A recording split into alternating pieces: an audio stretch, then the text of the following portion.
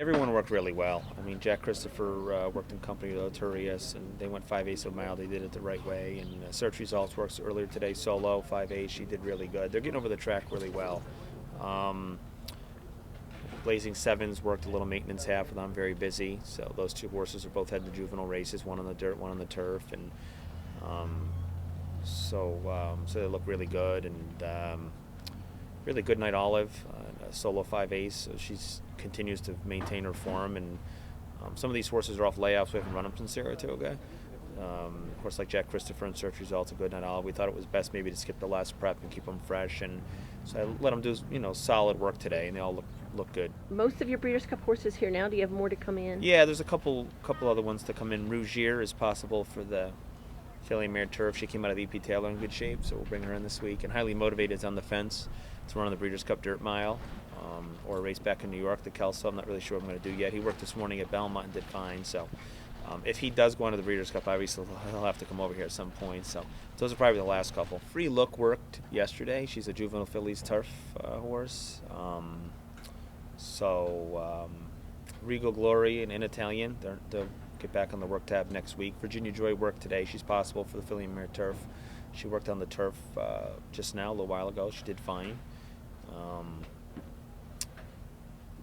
So Domestic Spending worked. He hasn't been seen since it's been almost over 14 months now. So I'm not really sure what I'm going to do with him.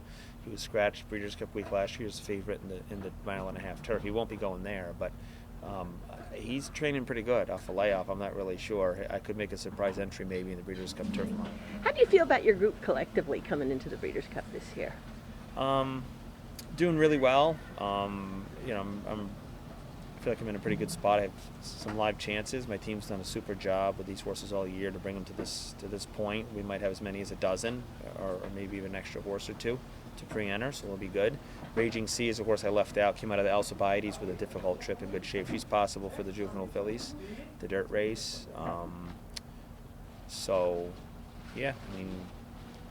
just, it's a little time to go. Just keep them healthy, happy, moving forward, and just get settled in here at Keeneland. Getting over the track's important, I think.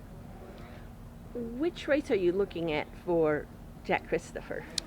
Right now, I'm planning on cross-entering him in both the dirt mile and the sprint, and then take a good look at who's in what race and how he's doing and what we think gives him the best chance to win.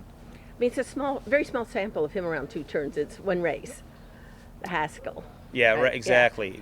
So is that just not a big enough sample to say if the two? I mean, would you prefer if the dirt mile was at Churchill, it'd be 1 turn? Yeah, it's a great question. For sure, at Churchill, he'd fit better, having already won the Pat Day Mile this year, gone a 1-turn mile over that track, so it'd be an easy decision. But you're right. I mean, his only loss in his career is around 2 turns. He's undefeated around 1 turn. 6 seems just a tick short for me, but you pick your poison. Do you want to run maybe a tick shorter than he wants to go, or try him again around 2 turns? I think his Haskell race was just fine. A mile and 1/8 might have been just a touch far. He went very fast in the middle of that race, and it might have took its toll late. He still fought on pretty good. It wasn't a bad race at all. So I'm with you. I don't know. It's definitely not a big enough sample to say that he can't run around 2 turns. He's a horse that's still lightly raced, hasn't done anything wrong. Is he a horse that at 4 you think you'll try stretching him out again? Or I'm not afraid to try him around 2 turns again. Like I said, I think internally in that race he went a quick quarter, on the far turn in the Haskell that really probably emptied him a bit. But it remains to be seen if he's even going to race at 4. That's going to be up to the ownership group. And right now my focus and job is just to prepare him for the Breeders' Cup. Would you be thinking at all with the sprint that